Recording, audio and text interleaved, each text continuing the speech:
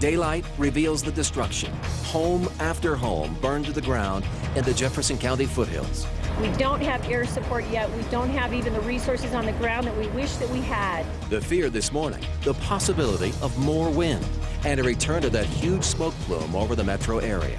It got really big quick. Very dangerous for fire crews that are in there because you have fires literally on both sides of you.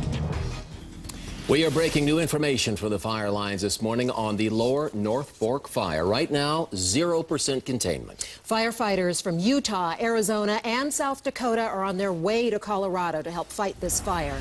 And we begin our team coverage with a live view for you of the fire from above. Air Tracker 7 has been surveying the fire zone. So far, we've not seen the huge imposing plumes of smoke that were such a concern to thousands of you yesterday. But we have seen the devastation of the fire on the ground, and some people, frankly, were lucky to escape. To give you an idea of where this is, take a look at the map. The fire is southeast of Aspen Park, near Reynolds Park. Christine Chang is following this fire from the command post in Jefferson County. Christine, firefighters are finally getting some help from the air today. Yeah, some much needed help, Mitch and Bertha. In fact, we're just getting word right now, just a few minutes ago, that the fire has burned more than 4,500 acres so far. This is the lower North Fork fire we're talking about. The wind, though, yesterday kept the air tankers from going up in the air. Also, they didn't have the manpower at that time, but today they do have the manpower from the air and to the ground. We're expecting about 450 firefighters from Colorado and really out of state to be here today to help fight this fire. And this morning, we're really getting a closer look at the damage as well as you're taking a look at the active scene here at the command center.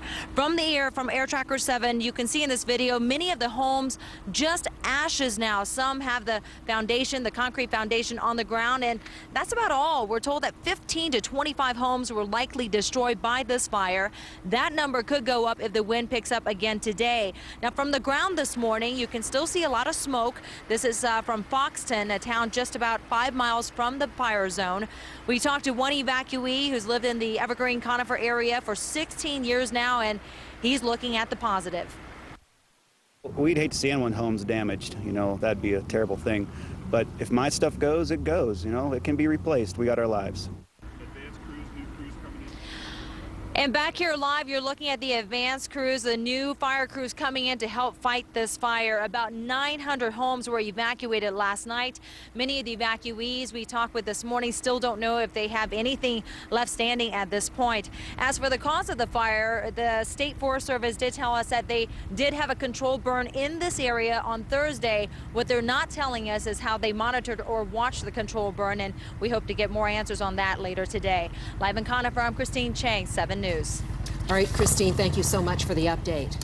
We have some new video to show you from inside this Jeffco fire. The Jefferson County Sheriff's Office gave us this video shot as fire crews were heading into those flames of the lower North Fork fire yesterday afternoon. As you can see, the smoke was very thick and there were spot fires everywhere, meaning essentially firefighters are facing flames on several sides, not just in front of them.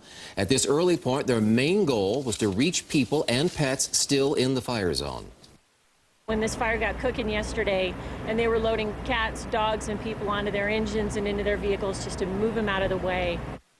Now, this morning, we're also learning more about the death inside the fire zone in Jeffco. The Jefferson County Sheriff's Office tells us that the person was not a firefighter nor an emergency responder, but no name has been released. In fact, investigators are still trying to determine what killed the person exactly, whose body was found amid the fire scene.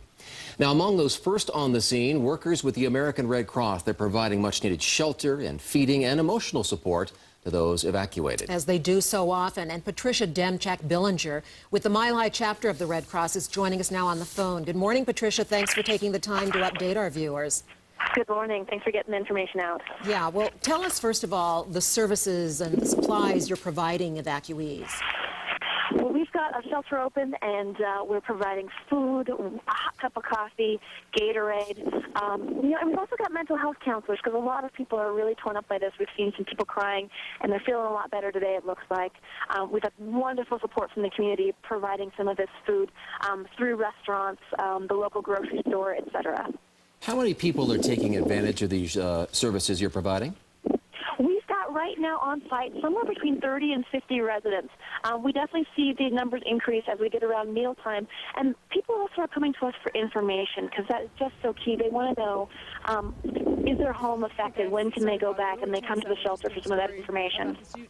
So, Patricia, where are you exactly? Are you at Conifer High School or have you relocated? I am. I'm out in front of Conifer High School. I've been inside meeting some of the wonderful residents there. There's this grandfather named Clark who has a beautiful little 2-year-old granddaughter with him, and just a neat story. Both the parents are pilots, and their companies are going to fly them in so they can be with their daughter and their father in this time of need because their house that got evacuated.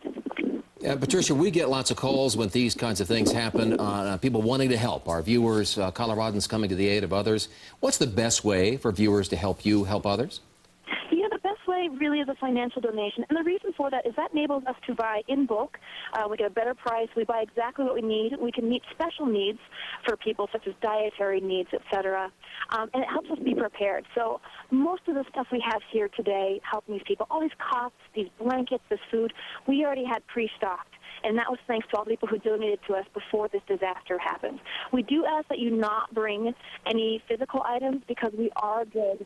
Right now we have plenty of physical supplies. So we don't need those supplies. But if you want to help us restock for the next disaster, we certainly appreciate that. So you're good on supplies and you're good on food. Folks like Burger King and other businesses are donating hamburgers, etc., that you can use. Thank you so much, Patricia Demchak-Billinger, for filling us in and letting us know how we can help in this hour of need for our community. Now, because of the high fire danger that exists, Boulder County just issued a fire ban that went into effect at 10:30 this morning. The sheriff in Boulder also is cautioning against any outdoor recreational shooting because the slightest spark could cause a large fire. Up to a dozen smaller fires were reported across the state yesterday, and 7 of them were in Boulder County. They were extinguished quickly, but the sawmill fire near Genesee at Sawmill Road and Grapevine Road was a little more difficult. It burned 30 to 50 acres. It is under control. The Montezuma fire burned about 5 acres near Keystone in Summit County.